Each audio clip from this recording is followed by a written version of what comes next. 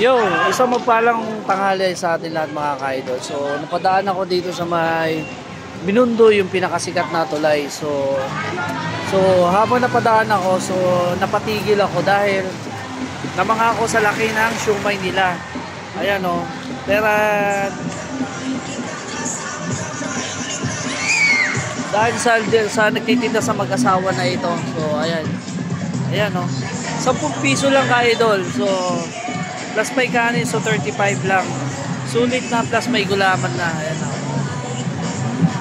Shoutout ko ba? Yan. Ayan. Dito lang yung mga ka-idol sa may Binondo Bridge na bagong tulay. So, karamihan dito ay maraming estudyante nagtatambay.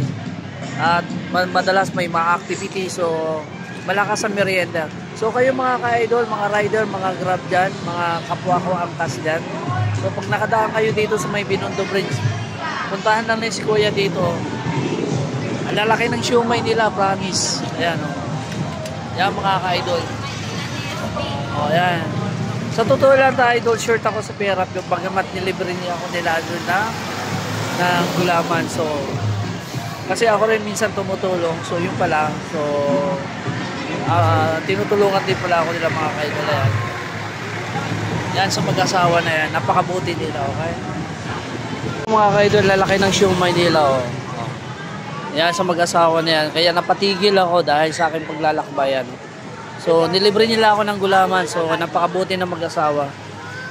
So, mga kapwa ko, mga naghahanap buhay dyan sa daan, yung kapwa ko kagulong, ang Angkas Joyride Movement. Pag napadaan kayo dito sa may Binondo Bridge. Yan. Try puntahan nyo lang dito yung mag-asawa na ito. Yan. Pag short ka sa pera, sila nang bahala mga ka-idol. Ayan o. Okay?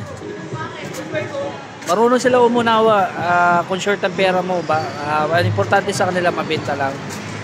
So kaya napakabuti ng mga asawa na ito mga ka-idol. So yun lang mga ka-idol. So ingat po tayo sama tayo naroon. So God bless po sa atin lahat. So magandang tanghali. Kain po tayo mga ka-idol. Ayan.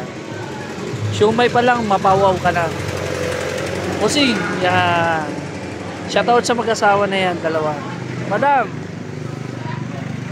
shoutout dyan sa lahat ng mga vendors na, okay mga ka-idol. Thank you at maraming salamat. God bless po. Ay, gano'n lang. Yan mga ka-idol.